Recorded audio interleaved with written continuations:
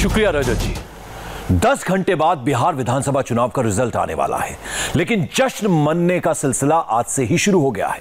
महागठबंधन के समर्थक exit poll से उत्साहित हैं, तो वहीं एनडीए के सपोर्टर्स को पिछली बार की तरह इस बार भी एग्जिट पोल गलत होने का यकीन है। कल किसका विश्वास टूटेगा और किसका यकीन सही साबित होगा, उससे पहले आज हमने बिहार की सभी 243 सीटों का विशेष विश्लेषण किया है। इसमें कल आने वाले नतीजों की झलक दिखती है।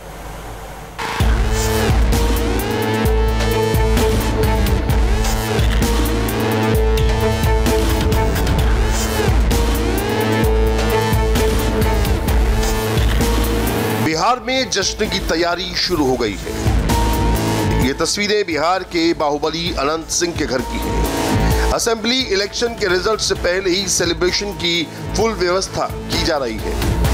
लड्डू बन रहे हैं, रसगुल्ले छाने जा रहे हैं, पकवान तैयार हो रहे हैं। बाजी हाथ आए ना आए, कॉन्फिडेंस ऐसा ही होना चाहिए। सरकार महागठबंधन की बन जाएगी जी, एकदम देख रहे हैं ना, एग्जिट पोल एकदम बनना तय है, सिर्फ घोषणा बाकी है। आरजेडी के टिकट पर चुनाव लड़ रहे बाहुबली खुद तो जेल में हैं, मगर उनके घर पर तैयारी ऐसी है मानो अगर बिहार चुनाव में महागठबंधन जीता तो सबसे बड़ी पार्टी यही होगी। देखिए, ये तैयारी जो है, माननीय विधायक जी के जो जनता लोग आएंगे, जिनको विधायक जी मालिक अपना कहते हैं, वो काउंटिंग एजेंट बन के जो जाएंगे अंदर, उनके रहने खाने का व्यवस्था है। और जो जनता लोग कल आएंगे उनकी व्यवस्था यहाँ चल रही है। कोई भी लोग आएगा तो खाएबे ना, खाना जरूरी ना है।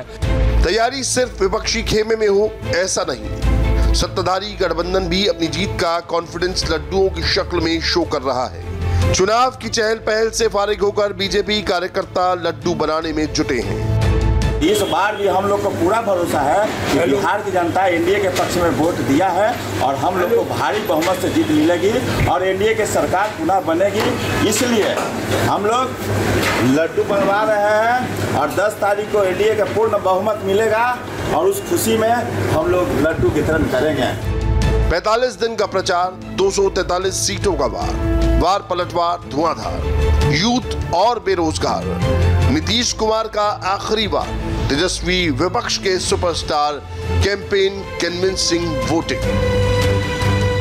बिहार के चुनाव ने ये सभी पड़ाव पार कर लिए हैं। पब्लिक ने अपना मैंडेट दे दिया है। अब बारी है जनता के आदेश का हिसाब किताब लगाने की, वोटों की गिनती की।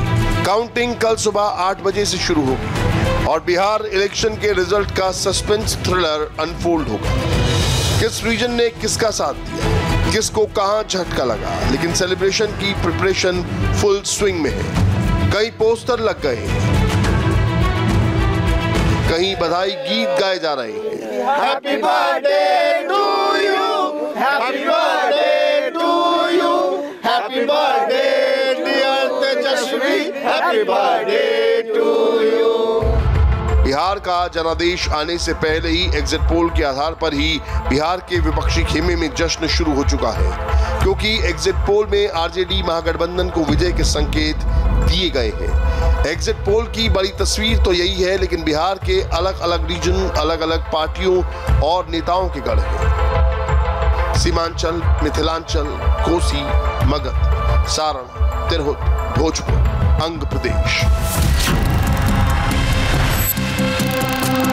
ये बिहार के बड़े जियोग्राफिकल रीजन हैं, जो सब मिलकर बिहार की बड़ी पॉलिटिकल पिक्चर बनाएंगे। किसी को जिताएंगे तो किसी को हराएंगे। एक्चुअल रिजल्ट तो कल आएंगे, उससे पहले हम एग्जिट पोल की मदद से आपको आने वाले रिजल्ट की झांकी दिखाने की कोशिश करेंगे। कौन सा इलाका किसका पावर सेंटर, किस रीजन से किसे पावर मिलेगी। हमारी कोशिश होगी कि हम कल आने वाले रिजल्ट का एक सैंपल, एक मॉडल आपको दिखाएं। सबसे पहले बात करते हैं बिहार के सारण क्षेत्र की। सारण में 3 जिले हैं, छपरा, सिवान और गोपालगंज। इस इलाके में कुल 24 विधानसभा सीटें हैं। छपरा में 10, सिवान में 8 और गोपालगंज में 6 असेंबली सीटें हैं। यानी बिहार असेंबली की टोटल 243 में से 10% सीटें सारण से ही आती हैं। यहाँ राजपूत, ईबीसी, यादव और मुस्लिम वोट डिसाइडिंग फैक्टर होते हैं। यही कारण है कि आरजेडी के साथ साथ बीजेपी और जेडीयू भी सियासी तौर पर अच्छी पकड़ बनाए रही है। गोपालगंज आरजेडी सुप्रीमो लालू यादव का घर भी है और गढ़ भी। लालू यादव छपरा से सांसद रह चुके हैं, तो बीजेपी की भी तीनों ही जिलों में मजबूत पकड़ रही है। इस समय बीजेपी के राजीव प्रताप रूडी छपरा से सांसद हैं, तो सिवान और गोपालगंज लोकसभा सीटों पर जेडीयू का कब्जा है। इस बार सारण क्षेत्र का जनादेश क्या होगा, इसे अगर हम एग्जिट पोल के नजरिए से देखें तो तस्वीरें 2019 के लोकसभा चुनाव सरीखी बनती दिख रही हैं। दैनिक भास्कर के एग्जिट पोल के मुताबिक सारण क्षेत्र की कुल 24 सीटों में से महागठबंधन को 4 से 6 सीटें मिल सकती हैं। वहीं राष्ट्रीय जनतांत्रिक गठबंधन यानी एनडीए को 12 से 14 सीटें मिलने की संभावना जताई गई है और लोक जनशक्ति पार्टी को सारण में 4 से 5 सीटें तो अदर्स को 3 सीटें मिल सकती हैं। अगर दैनिक भास्कर का ये एग्जिट पोल एक्चुअल रिजल्ट में तब्दील होता है तो इससे एनडीए को सारण रीजन से बिगलेगा या मजबूती मिलने की उम्मीद कर सकते हैं। लालू यादव और तेजस्वी यादव का घर होने के बावजूद अगर सारण में एनडीए आगे निकल जाता है तो पाटलिपुत्र के सिंहासन तक एक बार फिर पहुंचने में ये बढ़त बहुत कम आने वाली है। जनता है उसका हर फैसला सर माथे पर है, लेकिन बिहार की जनता के विवेक पर, कौशल पर हमें विश्वास है कि वो पुनः उजाले से अंधे युग की तरफ बिहार को नहीं ले जाएंगे और कल के नतीजे सबके लिए चौंकाने वाले होंगे जब जनता एक बार पुनः एनडीए के नेतृत्व में अपनी आस्था व्यक्त करेगी। सरकार बन रही है पूरे तरीके से और अभी हम हसनपुर जा रहे हैं, कल काउंटिंग है हमारा और तेजस्वी को हमने बहुत बड़ा गिफ्ट दे दिया है। बर्थडे गिफ्ट मुख्यमंत्री का कुर्सी पर बैठा दिया तेजस्वी को पूरे तरीके से। एक जमाने में सारण का इलाका लालू यादव के फुल सपोर्ट में हुआ करता था। गोपालगंज उनका होम डिस्ट्रिक्ट था तो छपरा इलेक्टोरल भूमि और सिवान में शहाबुद्दीन के दम पर वो मुस्लिम यादव कॉम्बिनेशन से जीत हासिल करते थे। बीजेपी ने जंगल राज से खौफजदा सवर्ण वोटरों को एकजुट करके कड़ी टक्कर लालू यादव को दी। लेकिन इस चुनाव में अगर पुराने सारे समीकरण ध्वस्त होते दिखें तो सरप्राइज नहीं होना चाहिए। अब बात करते हैं सीमांचल क्षेत्र की। यहाँ पर इस बार त्रिकोणीय मुकाबला देखने को मिल रहा है। इसकी वजह मुस्लिम वोट है, जिनकी अपनी गोलबंदी मुसलमानों के खिलाफ दूसरे तबके की गोलबंदी की वजह बन जाती है। सीमांचल क्षेत्र में कुल 4 जिले आते हैं, पूर्णिया, किशनगंज, अररिया और कटिहार।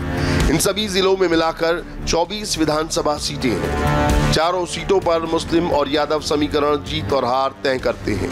किशनगंज में 68%, कटिहार में 43%, अररिया में 41% और पूर्णिया में 37% मुस्लिम वोटर हैं। सीमांचल के इलाकों में कास्ट के अलावा कम्युनल कॉम्बिनेशन भी बहुत मायने रखता है। महागठबंधन के पक्ष में मुस्लिम मतदाता लगातार लामबंद होते रहे हैं और इसका काउंटर पोलराइजेशन बीजेपी को कई सीटों पर फायदा पहुंचाता है। इस सीमांचल के इलाके में असदुद्दीन ओवैसी की एआईएमआईएम 13 सीटों पर मैदान में है।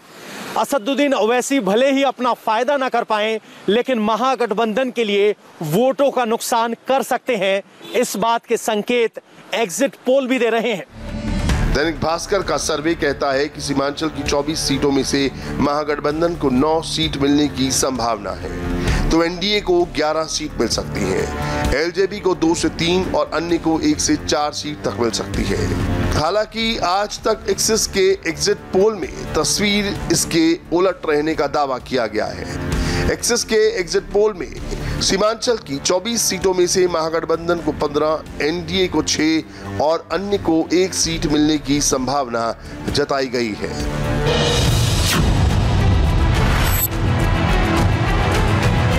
और अब बात करते हैं मिथिलांचल क्षेत्र की। ये इलाका राजनीतिक तौर पर बेहद संवेदनशील है। एनडीए और महागठबंधन दोनों के लिए यहाँ पर जीत हासिल करना बहुत महत्वपूर्ण है, क्योंकि बात बिहार की गद्दी की है। बिहार के मिथिलांचल में 30 विधानसभा सीटें आती हैं। यहाँ पर मैथिली ब्राह्मण किंग मेकर की भूमिका में रहते हैं। मैथिली ब्राह्मणों की संख्या 30% है, लेकिन कुछ सीटों पर मुस्लिम और यादव मतदाता फैसला तय करते हैं। महागठबंधन और एनडीए के बीच कांटे की टक्कर बताई जा रही है। खास तौर पर मधुबनी में ब्राह्मण और मुस्लिम मतदाता 20-20% हैं, यानी कुल मिलाकर मैथिली इलाके में कांटे की टक्कर बताई जा रही है। दैनिक भास्कर के एग्जिट पोल पर भरोसा करें तो मिथिलांचल की 30 सीटों में से महागठबंधन को 10 से 12, एनडीए को 15, एलजेपी को 2 से 3 और अन्य को 3 सीटें मिलने की संभावना है। दैनिक भास्कर के अलावा अन्य एग्जिट पोल ने मिथिलांचल के 3 जिलों समस्तीपुर, दरभंगा और मधुबनी के साथ कहीं कोसी तो कहीं अंग प्रदेश को जोड़कर एग्जिट पोल किया। और अगर इन सब के संकेतों को मिलाकर पढ़ने की कोशिश करें तो महागठबंधन एनडीए पर भारी पड़ता नजर आता है। हालांकि एनडीए के नेता भी जीत को लेकर कॉन्फिडेंट हैं। बहुत आराम से बिहार की जनता के आशीर्वाद से कल शाम को हम सरकार बनाएंगे। टेंशन में तो वो लोग हैं जो दिल्ली से कूद के आ रहे हैं कि बहुमत चोरी हो जाएगा। आज तक सुना है आपने बहुमत चोरी होते हुए? और अब बात कोसी रीजन की, जिसमें बिहार के सुपौल, सहरसा और मधेपुरा जिले आते हैं। कोसी प्रमंडल के इन 3 जिलों में कुल 13 विधानसभा सीटें हैं। ये इलाका यादव वोटरों के बहुमत वाला है। मधेपुरा से तो खुद लालू यादव 2 बार सांसद चुने गए। कभी लालू यादव के चेले रहे पप्पू यादव का भी यहाँ प्रभाव है। हालांकि अब वो अपनी अलग जनाधिकार पार्टी बनाकर मैदान में है और जीत का दम भर रहे हैं। जो मैं बिहार को जितना समझाऊं, जो एक जाति व्यवस्था है वो बहुत ज़्यादा हावी हो जाता है और धर्म, मजहबी, धार्मिक व्यवस्था ये भी बिहार के चुनाव में दिखने लगता है, लेकिन उन चीज़ों से ज़्यादा जाति व्यवस्था हावी होती है। जीत का दावा अपनी तरफ। एग्जिट पोल कह रहे हैं कि कोसी रीजन में कांटे की टक्कर है। दैनिक भास्कर ने कोसी रीजन का जो एग्जिट पोल किया है उसके मुताबिक महागठबंधन को कोसी की 13 में से 5 से 8 सीट मिल सकती है, तो एनडीए को 5 से 6 सीट मिल सकती है, वहीं अन्य को 2 से 4 सीट मिल सकती है। लगभग सभी एग्जिट पोल ने बिहार इलेक्शन में महागठबंधन को बढ़त का इशारा किया है, लेकिन उनका मार्जिन ऑफ एरर इतना है कि असली रिजल्ट इसके उलट भी हो सकता है। नीतीश का आखिरी चुनाव वाला दांव हो या तेजस्वी की यूथ अपील, दोनों का चुनाव पर कितना असर हुआ, इसका एनालिसिस तो एक्चुअल रिजल्ट आने पर ही होगा।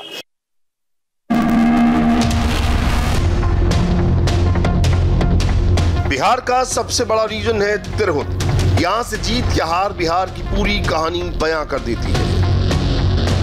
तिरहुत रीजन में 49 विधानसभा सीट है। ये राजपूत, ब्राह्मण और यादवों के दबदबे वाला इलाका है। यहाँ आरजेडी और एनडीए दोनों का सिक्का चलता है, इसीलिए ये रीजन किसी एक पार्टी का गढ़ नहीं। एग्जिट पोल इशारा कर रहे हैं कि इस बार रीजन में कांटे की टक्कर हो रही है।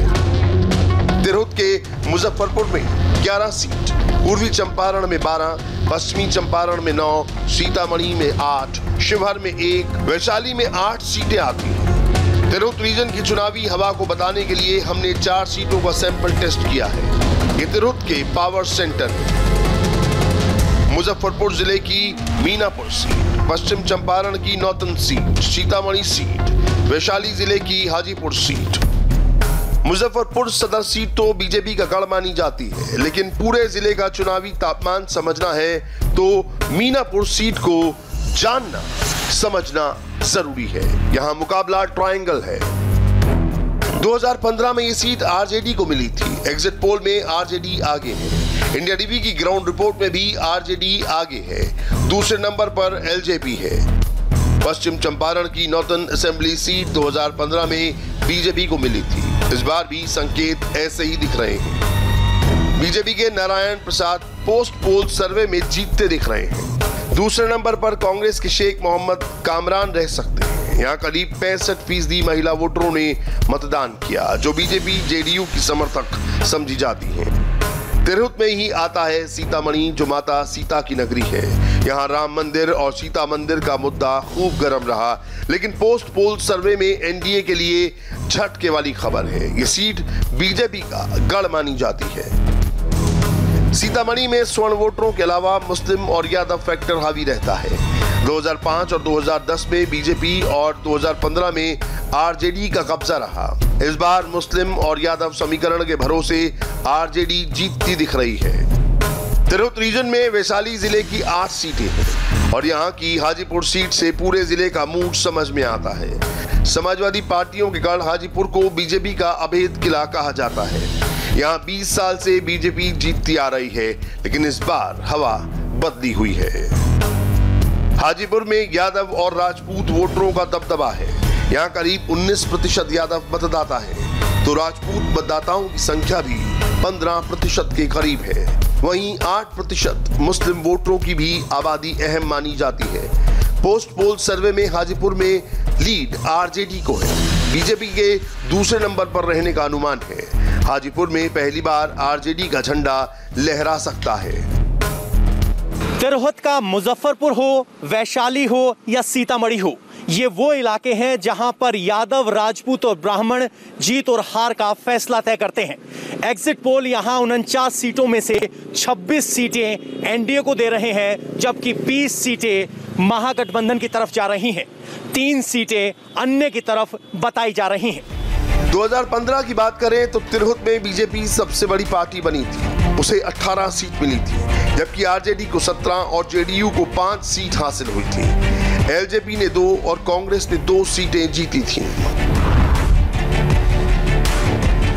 कहते हैं कि बिहार के सिंहासन का रास्ता मगध के रास्ते से ही गुजरता है। एग्जिट पोल में महागठबंधन की जीत की आहट मिली तो ऐसी तस्वीरें दिखाई दी। पटना में मोकामा के बाहुबली विधायक अनंत सिंह का घर है।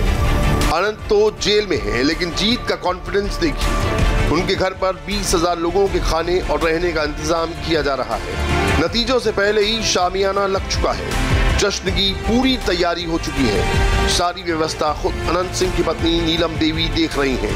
वो कहती हैं, एग्जिट पोल की तरह ही नतीजे आरजेडी के पक्ष में आएंगे और इस जीत में जश्न होना जरूरी है।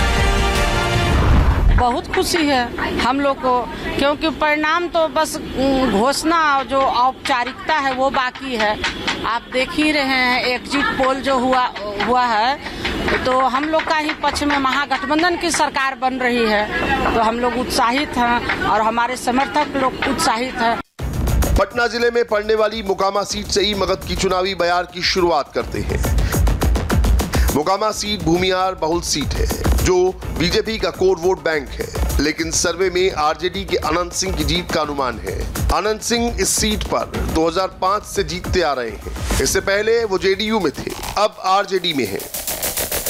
तो पटना से ही आई एक तस्वीर ये भी देख लीजिए। बीजेपी को पूरा भरोसा है कि उसका ये गढ़ इस बार भी अभेद है, लिहाजा एग्जिट पोल अनुमान कुछ भी हो, जश्न की तैयारी बीजेपी की भी है। पटना में केसरिया लड्डू बन चुके हैं। पोस्ट पोल सर्वे में पटना मगध रीजन में कांटे की टक्कर रहने का अनुमान है और बीजेपी अपना ये किला बचा सकती है। मगध भोजपुर रीजन में कुल 69 सीट है।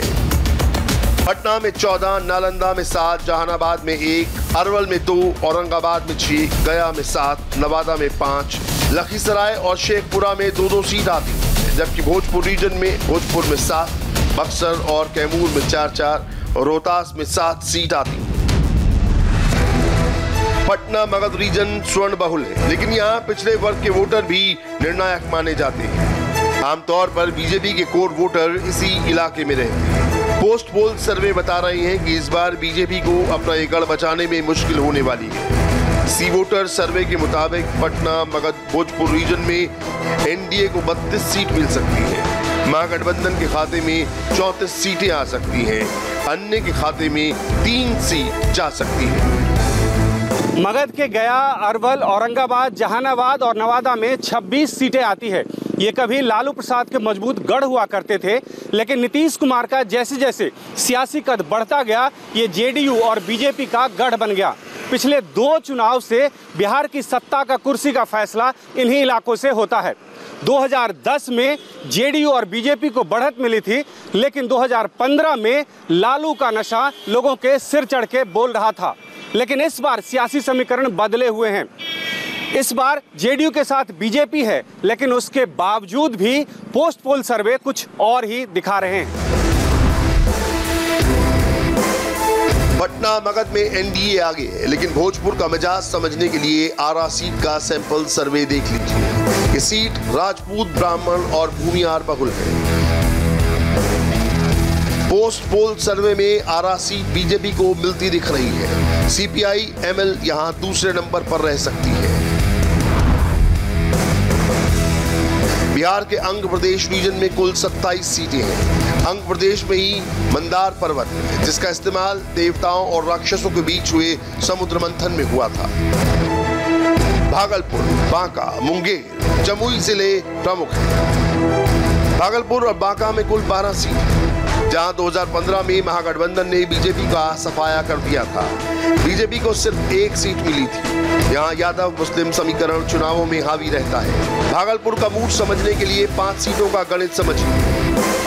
पोस्ट पोल सर्वे में भागलपुर सीट पर कांग्रेस आगे है, जबकि कैलगांव सीट पर भी कांग्रेस को ही लीड है। बीएपुर और पीर 35 सीट पर बीजेपी को बढ़त है। बांका में भी सर्वे के मुताबिक बीजेपी को बढ़त है। वहीं मुंगेर की बात करें तो यादव, वैश्य और भूमिहार वोटर हार जीत का फैसला करते हैं। यहाँ मुंगेर सीट पर बीजेपी, जमालपुर सीट पर जेडीयू, जबकि तारापुर सीट पर आरजेडी आगे। अंग प्रदेश में मामला 50-50 का दिख रहा है। सी वोटर बताता है कि अंग प्रदेश में महागठबंधन को 15 जबकि एनडीए को 12 सीटें मिल सकती हैं। वहीं भास्कर का सर्वे बताता है कि भागलपुर में 5 सीटें एनडीए को मिल रही हैं, जबकि मुंगेर रीजन में 11 सीटें एनडीए को मिलती हुई दिखाई दे रही हैं। 243 सीट का पोस्ट पोल एनालिसिस आपने देखा। एग्जिट पोल और इंडिया टीवी की ग्राउंड रिपोर्ट के आधार पर आपको एनडीए और महागठबंधन की सीट दर सीट अनुमान हमने बताया। 100% एक्यूरेसी के साथ रिजल्ट कुछ घंटे बाद ही आएंगे।